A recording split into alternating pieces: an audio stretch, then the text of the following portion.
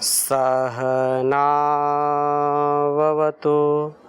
सहनौ भुनक्तु सह वीर्यं करवावहै तेजस्विनावधीतमस्तु मा विद्विषावहै। ओम शांति शांति शांति।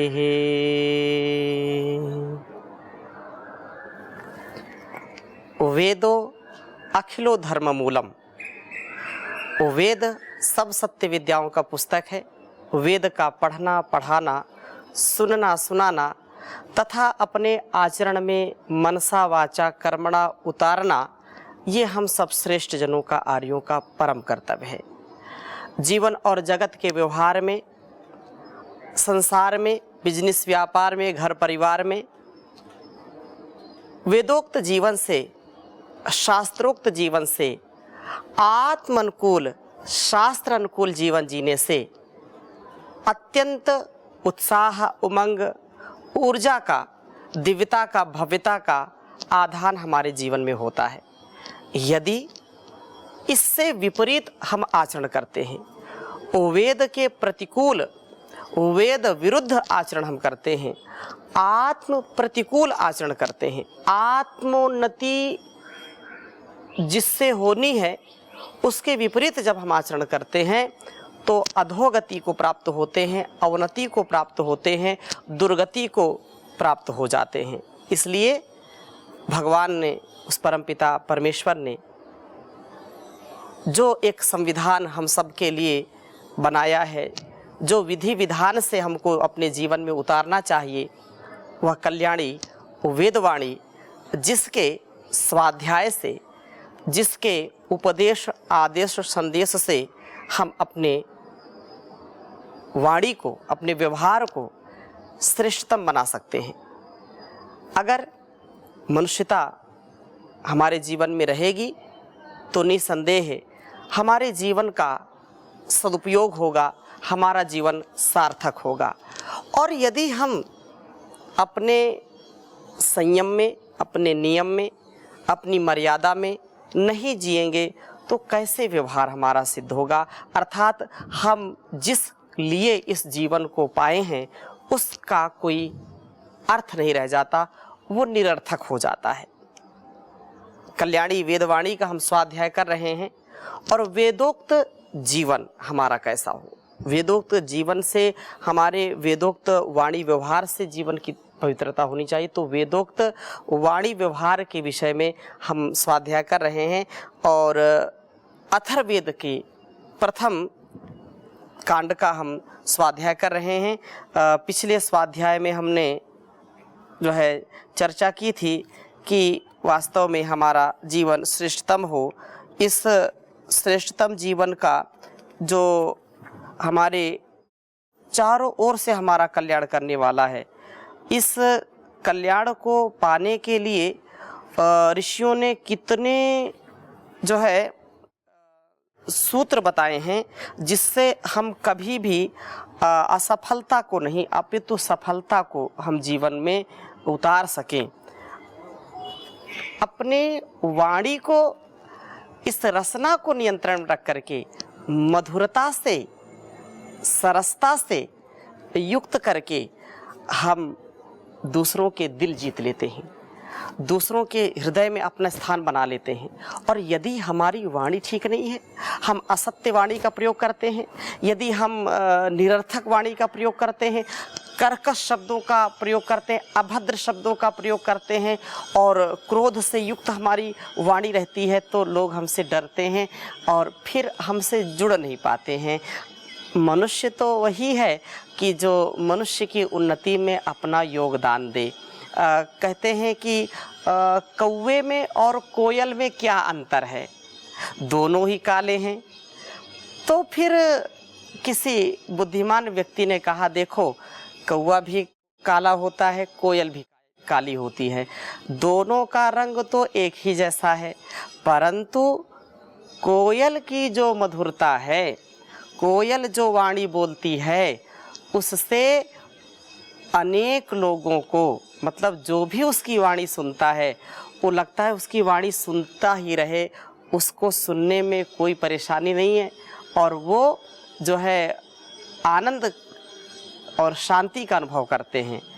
वहीं पर जब कौवा काँव काँव करता है, कर्कश वाणी बोलता है, तो लोग उसको सुनना पसंद नहीं करते हैं, और जहाँ आसपास वो चिल्लाता हुआ काँव काँव करता हुआ दिखाई पड़ता है, लोग उसको उड़ा देते हैं, भगा देते हैं।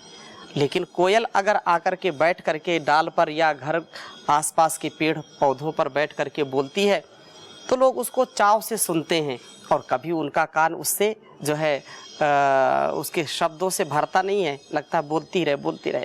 तो ऐसे ही हमारी वाणी बहुत ही प्रिय होनी चाहिए, सत्य होनी चाहिए, यथार्थ से युक्त होनी चाहिए, निरहंकार, निर्विकार और निर्द्वंद्व वाणी का प्रयोग करना चाहिए। जैसा मन में है वैसा वाणी में हो, और जैसा वाणी में है वैसा हमारे व्यवहार में उतरना चाहिए, तभी तो जीवन हमारा सार्थक होगा।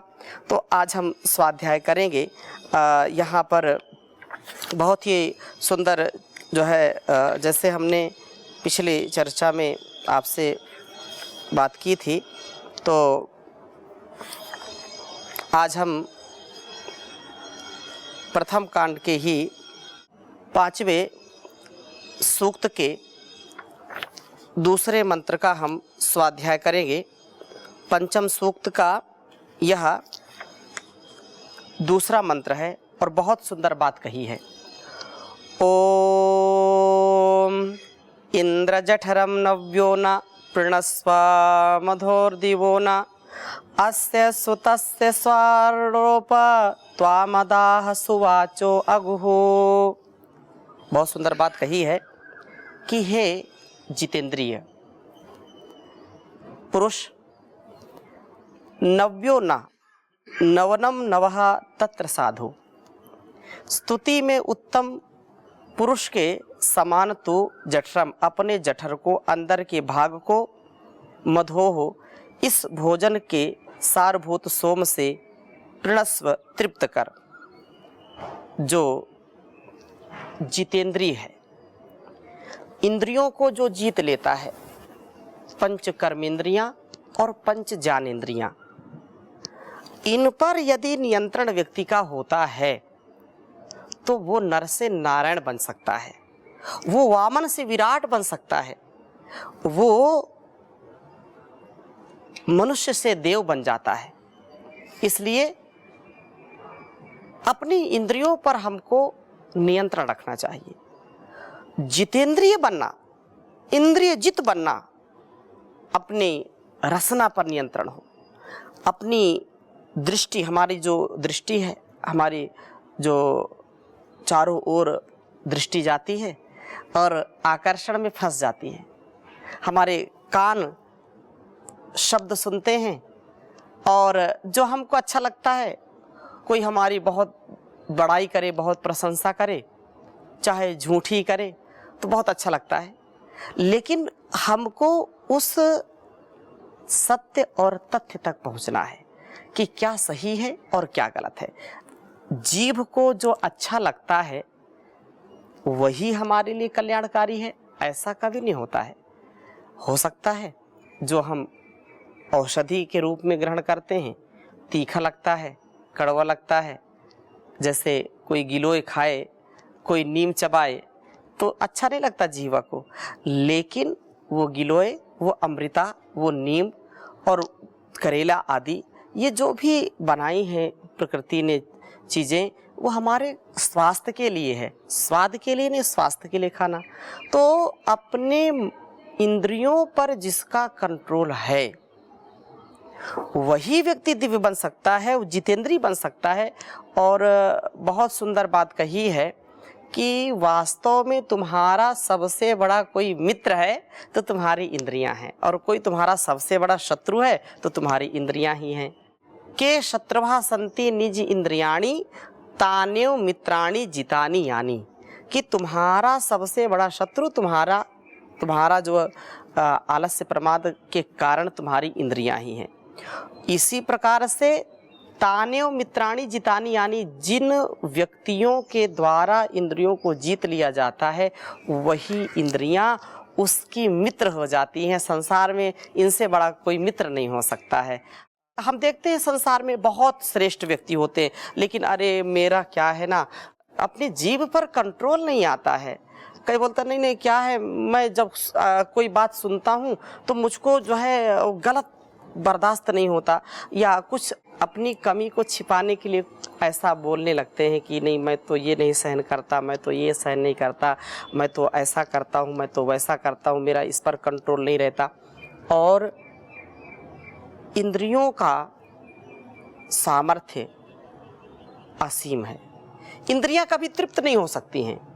इंद्रियों की शक्ति क्षीण हो जाएगी, शरीर की शक्ति क्षीण हो जाएगी, लेकिन इंद्रियां कभी तृप्त नहीं होती हैं।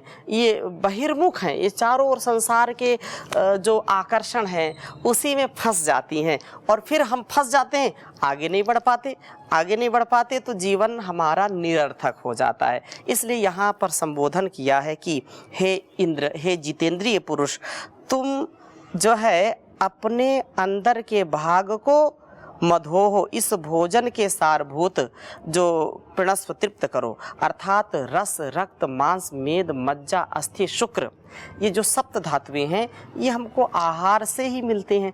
आहार हम खाते हैं, हम रोटी खाते हैं, दाल चावल सब्जी खाते हैं, फल फ्रूट खाते हैं, तो हम खाते हैं, जूस पीते हैं, दूध पीते हैं, वो अंदर गया और इस 7 धातुओं में विभक्त हो गया। तो अंतिम जो सार धातु है, जो वीर्य है, जो शुक्र है, वो हमारा प्रबल हो, जिससे हम अपने संपूर्ण इंद्रियों पर विजय प्राप्त कर सकें और तन मन के आरोग्यता को प्राप्त कर सकें। तो कहा कि प्रणस्व, इससे तृप्त करो। दिवह ना प्रकाश के समान जैसी कोई शक्ति इन जो है ज्ञान ज्योति से अपने को पूरित कर, और वो पूरित कर भी लेता है। उसी प्रकार तू अस्य सुतस्य, इस उत्पन्न हुए सोम का पान करने वाला बन, शरीर में खपाया हुआ यह सोम तेरे जीवन को जहाँ मधुर मधुह बनाएगा वहाँ उसे दिव्य प्रकाशमय बनाने वाला भी होगा। इस सोम का रक्षण होने पर तो तुझे स्वह न स्वर्गलोक की भांति मदाह उल्लास तथा सुवाचह उत्तम वाणियाँ उप अगुहु समीपता से प्राप्त होंगी। बहुत सुंदर बात कही है कि व्यक्ति जब जितेंद्रिय हो जाता है, अपने इंद्रियों पर उसका नियंत्रण हो जाता है, तो उसकी चंचलता धीरे धीरे शांत हो जाती है। और जब चंचलता शांत हो जाती है तो दूसरे लोग जो संसार के व्यवहार करते हैं तो वो सही है या गलत है, वो धर्मयुक्त है कि अधर्मयुक्त है, वो ग्राही है या त्याज्य है, उसका ज्ञान हमको हो जाता है। और हम जो विद्या हम प्राप्त करना चाहते हैं, जिस विद्या के लिए हम पुरुषार्थ करते हैं, या जो भी क्षेत्र में इस संसार में जो भी हम प्राप्त करना चाहते हैं वो हमको प्राप्त हो जाता है, क्योंकि मन की तन की स्थिरता हमारे जीवन में उतर जाती है।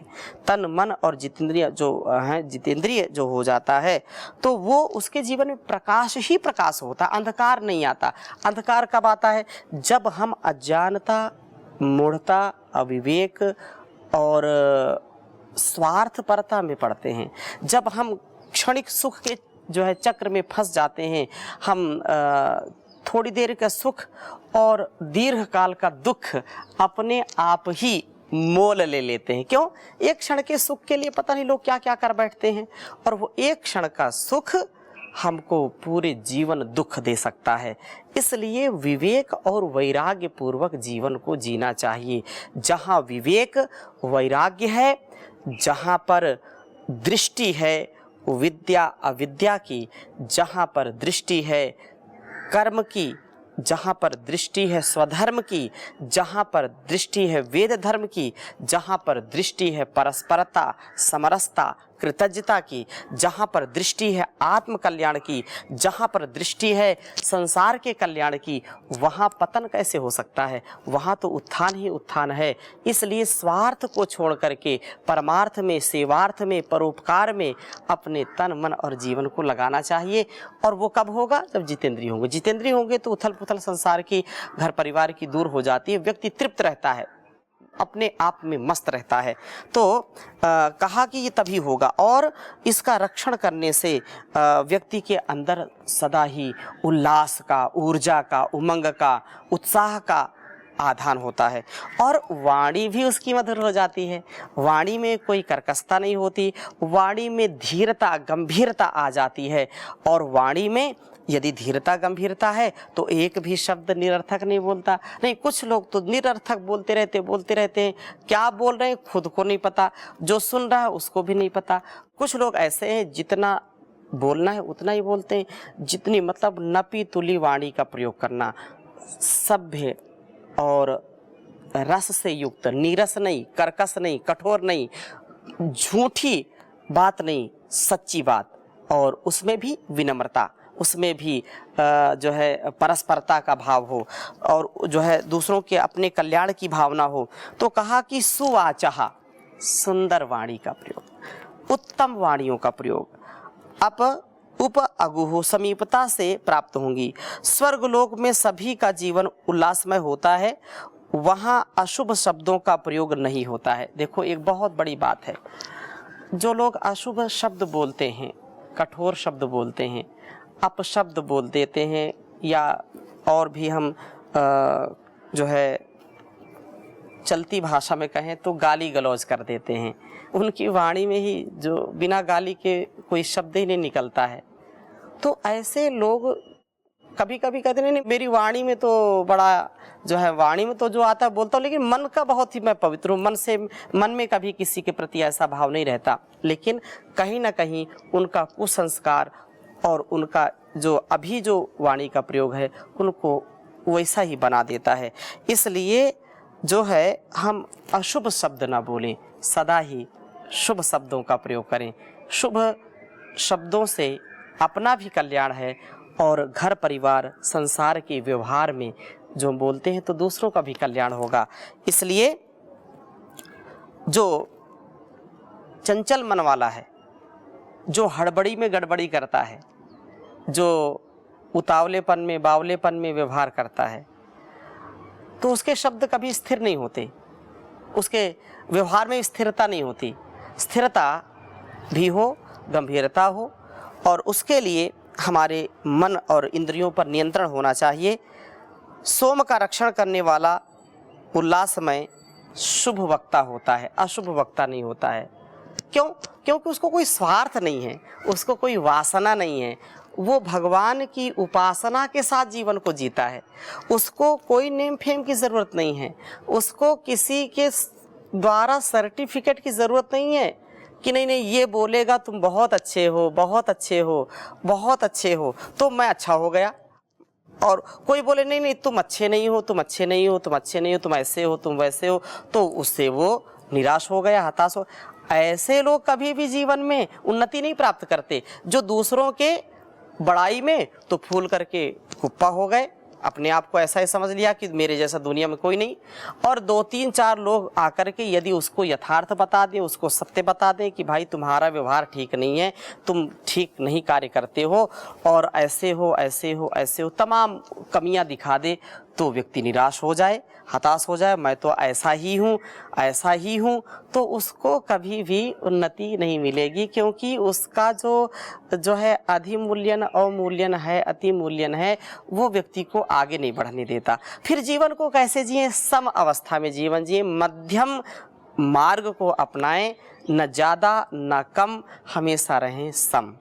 अर्थात जो व्यक्ति जितेंद्रिय होगा, जितेंद्रियता से उसके अंदर गंभीरता आ जाती है, उसको संसार के क्षणिक जो सुख हैं, भोग हैं या वासनाएं हैं, उनसे उसको कोई लेना देना नहीं। हाँ, वो शरीर पाया हुआ है तो संसार के व्यवहार तो करेगा, घर परिवार में, संसार में अपने उत्तरदायित्व का निर्वहन करता है, लेकिन उसके अंदर कोई चांचल्य वृत्ति का कभी भी जो है कोई दर्शन नहीं करता, अर्थात वो अपने आप को कंट्रोल में रखता है, अपनी वाणी को कंट्रोल में रखता है और उल्लास से सदा ही युक्त होता है। और देवता भी तो सोमपान करने से ही ऐसे बने हैं, अर्थात ये सोमपान का, ये जीवन का जो संतुलन है वो हम अपने इंद्रियों पर, मन पर, अपने संपूर्ण जीवन पर हम कंट्रोल करें, तभी जीवन और जगत का कल्याण हो सकता है। इससे विपरीत कोई उपाय नहीं है कि हम अपने जीवन को श्रेष्ठ बनाएं। जीवन को श्रेष्ठ बनाने के लिए सुवाचा हम बने, सुंदर वाणी का प्रयोग करें। अच्छा, कुछ लोग बोलते नहीं हम तो बहुत सुंदर वाणी बोलते हैं, हम तो किसी से बुराई नहीं लेते, और झूठी तारीफ करते रहते हैं, झूठी बात बोलते रहते हैं, और लगता है कि नहीं नहीं देखो मैंने उसको ऐसा बोल दिया, उसको ऐसा बोल दिया, उसको जो है आगे बढ़ा दिया। तो ये भी बात अच्छी नहीं है कि हम चिकनी चुपड़ी बातें करते रहें, दूसरों के सामने खूब अच्छी अच्छी बात बोले, लेकिन मन में हमारे उनके प्रति कुंठा हो, उनके प्रति गुस्सा हो और असत्य वाणी हम बोले ना, कभी ऐसा नहीं करना। हम अपनी वाणी में निरहंकार रहें, अहंकार से मुक्त हम वाणी का प्रयोग करें और सत्य वाणी का बोले, हम सत्य वाणी बोले, ऐसा कभी न बोले। उपकार भावना से निर्भीक सत्यवाणी, उपकार भावना से निर्भीक सत्यवाणी, निर्भीक सत्यवाणी। मीठे ही शब्द बोलें, ऐसी जुबान दे दो, मीठे ही शब्द बोलें, ऐसी जुबान दे दो। करुणा की चार छींटें, करुणा निधान दे दो, हे जान रूप भगवन हमको भी जान दे दो, हमको भी जान दे दो। हम प्रभु को सदा ही अपने हृदय में बसाएं और यही प्रार्थना करें कि निर्भीक सत्यवाणी बोले, डरना नहीं, दबाव में, अभाव में, किसी के प्रभाव में हम गलत बोलें, ये हम अपना भाग्य बनाने और बिगाड़ने काम करते हैं। यदि हमने गलत किया तो दुर्भाग्य हमको मिलेगा, यदि अच्छा किया तो सौभाग्य मिलेगा। इसलिए बिना किसी के गलत प्रभाव के हमको अपने स्वभाव में रहना चाहिए, अध्यात्म युक्त जीवन जीना चाहिए। तो आगे हम और चर्चा करेंगे, अभी यहीं पर विराम लेते हैं। वेदोक्त वाणी व्यवहार जैसा हम सुने वैसा जीवन में उतारें तो जीवन का हमारा अत्यंत ही उत्कर्ष होगा। इसी शुभ कामना, शुभ भावना के साथ आज के स्वाध्याय को यहीं पर हम विराम देते हैं। शेष चर्चा अगली जो है चर्चा में, अगले जो है स्वाध्याय में करेंगे। ओम शांति शांति शांति।